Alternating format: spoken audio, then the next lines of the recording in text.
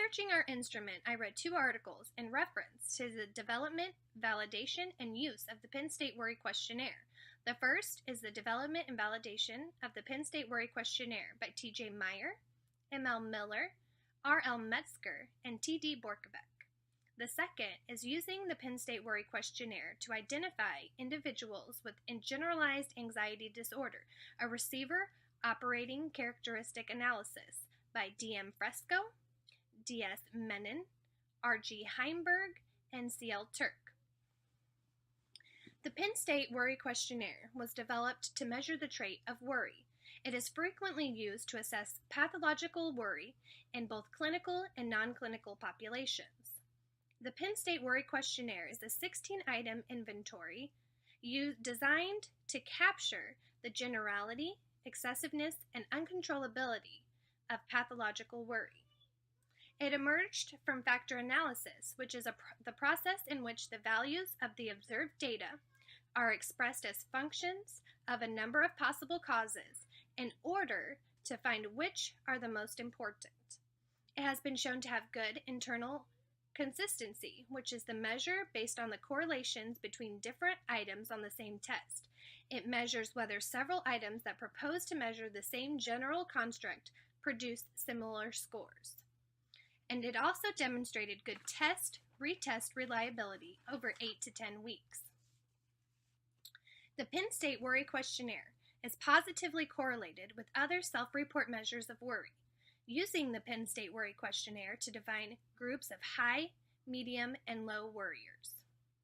The questionnaire correlates predictability with several pathological measures reasonably related to worry, and it does not correlate with other measures more remote to the construct. Responses are not influenced by social desirability, which is the tendency of survey respondents to answer questions in a manner that will be viewed favorably by others. In the development and validation of the test, 8 different studies were conducted. They found that the measure was found to significantly discriminate college samples who met all, some, or none of the DSM-3R diagnostic criteria for generalized anxiety disorder and who met criteria for generalized anxiety disorder versus post-traumatic stress disorder. Among 34 generalized anxiety disorder diagnosed clinical subjects, the Worry Questionnaire was found not to correlate with other measures of anxiety or depression, indicating that it is tapping an independent construct with several anxious individuals and coping desensitization. Plus, cognitive therapy was found to produce significantly greater reductions in the measure than did a non-directive therapy condition. The Penn State Worry Questionnaire total score reliability distinguished generalized anxiety disorder patients from individuals with social anxiety disorder, whether or not generalized anxiety disorder was their primary or secondary diagnosis. As expected, the Penn State Worry Questionnaire has also been shown to discriminate patients with generalized anxiety disorder from community controls and patients with other anxiety disorders. The reliability and validity of the Penn State Worry Questionnaire have been widely researched, and the instrument appears to have sound psychometric properties. Results from the study offer support for the use of the Penn State Worry Questionnaire for initial screening and identification of individuals with generalized anxiety disorder who present for treatment.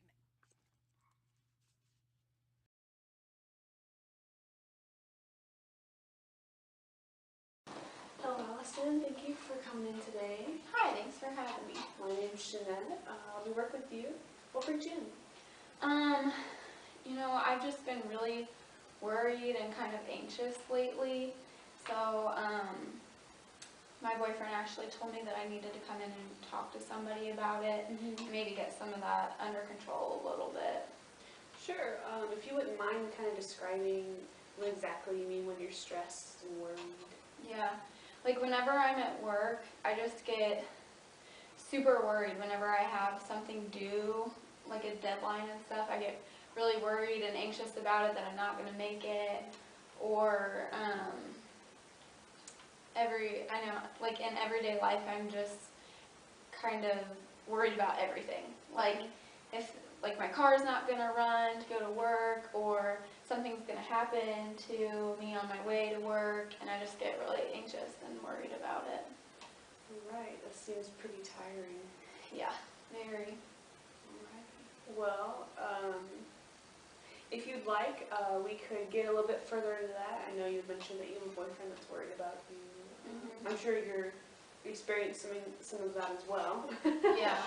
And I'd like to go over a little questionnaire with you, just a self-report questionnaire to really get a grasp on where you're at in terms of your worry and stress. Does that sound like something you like to do? Yeah, that would be good.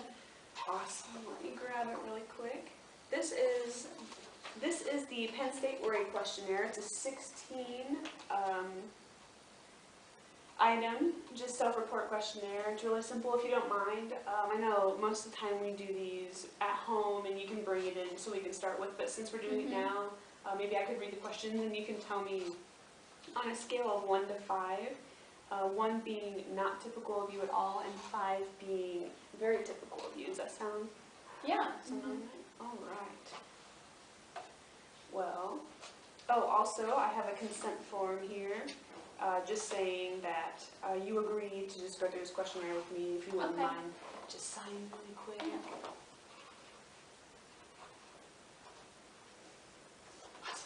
Thank you. Not signing my life away, right? No. Just saying that we're having this conversation, you're okay with it.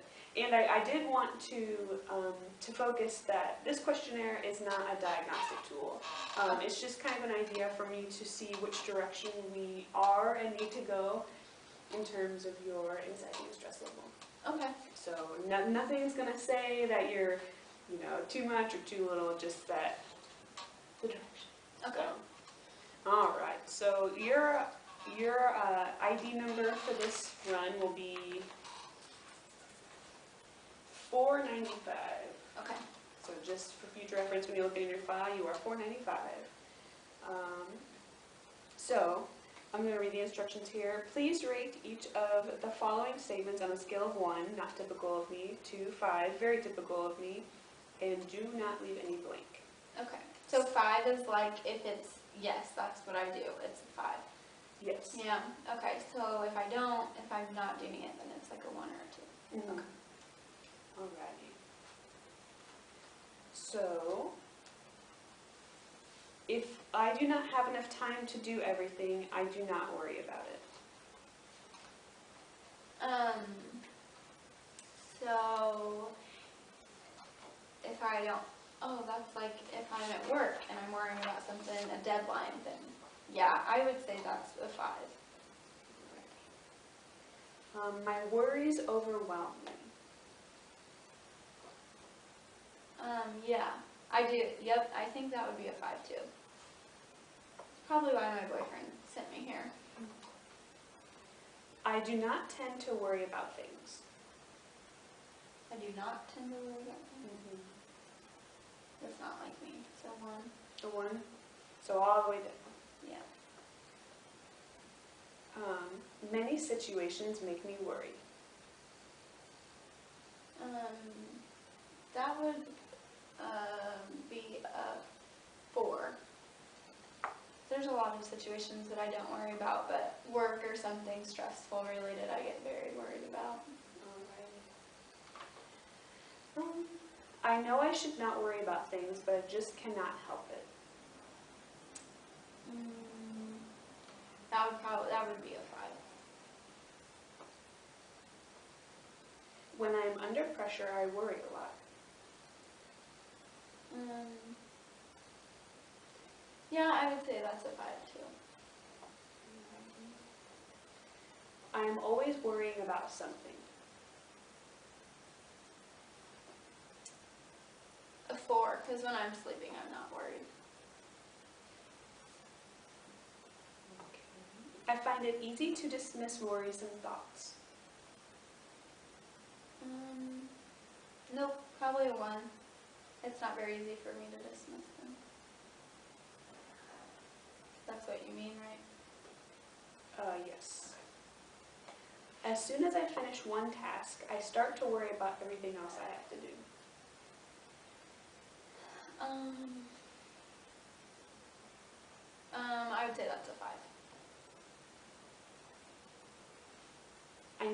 worry about anything? Nope, that's a 1.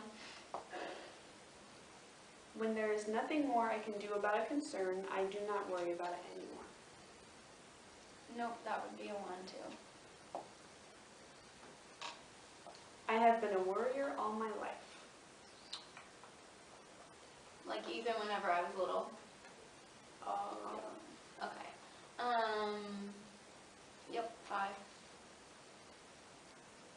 I notice that I have been worrying about things. I'd say that's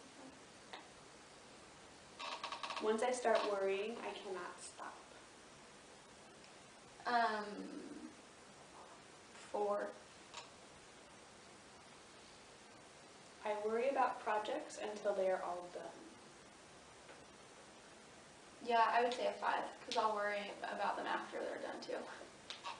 Alright, that's all 16. So I'm just going to head and go score these up for you.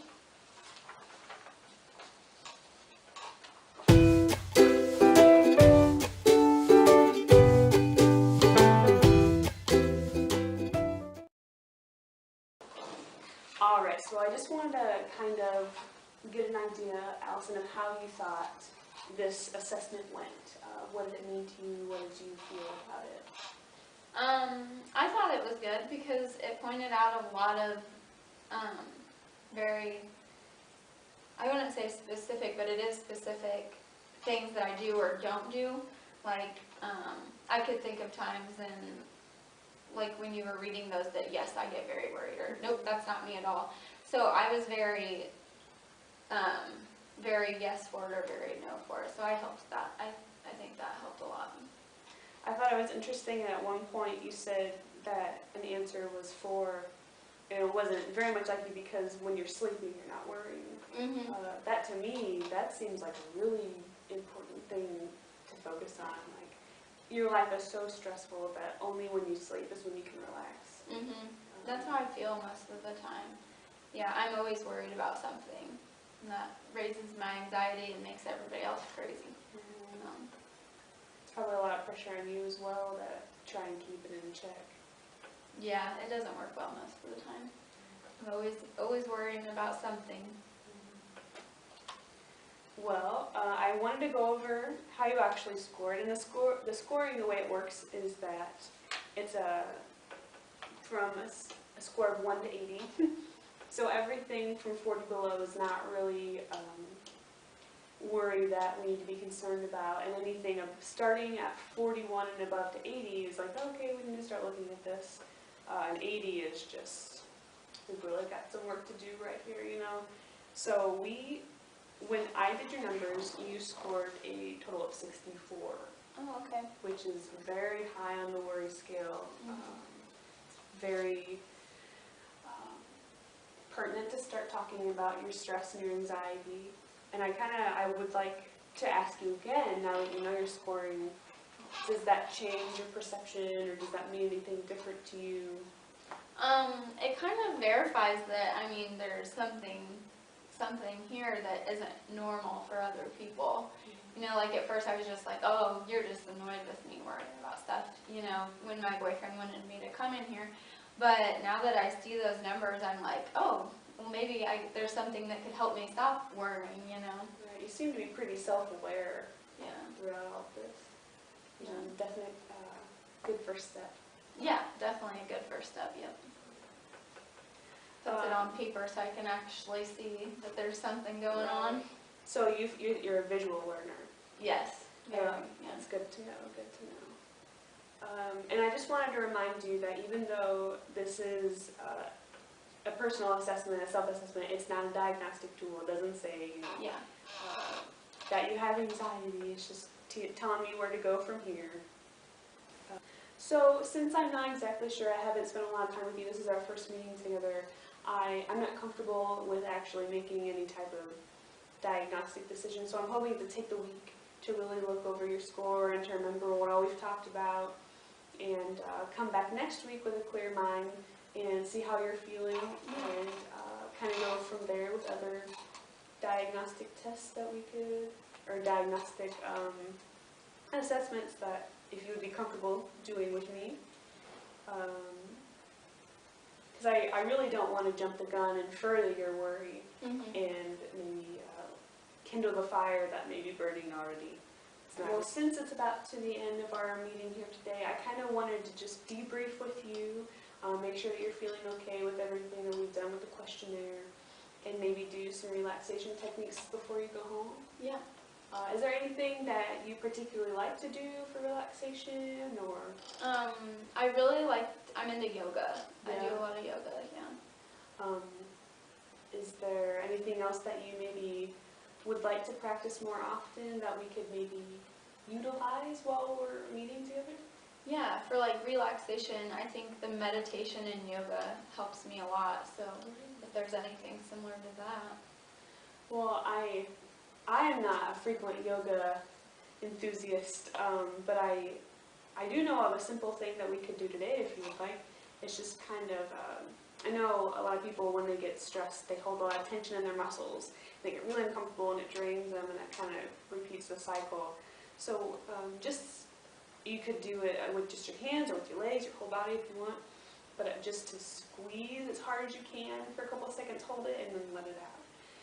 Take a deep breath, and then do it all over again. Okay. And just kind of that focus of getting the stress out of your mind and out of your body and releasing it. Would be good to.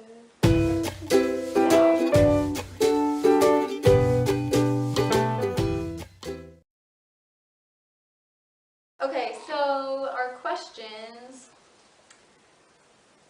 why we selected the tool. We knew that this was a type A tool, and so we could use it with the instructions, and Jasmine's boss recommended it as a good tool. Thought that since we're still practicing master's students, we don't exactly have our licensure yet. Level B would be a little unethical, and having a level A assessment was perfect for our video means. Question 2, what went well? Oh, I thought it was neat how we could just jump in and start going, and it was really easy to kind of create this scene, and it was a little exaggerated. I think it was the point to make it a little extreme, to show its worth and to show how it's used. And I was glad that we picked one that was somewhat easy to score to show that. Yeah, I thought it was pretty realistic that we could use in real life situations too to score somebody's worry, how worried they really are. Yeah. For question 3, what was challenging?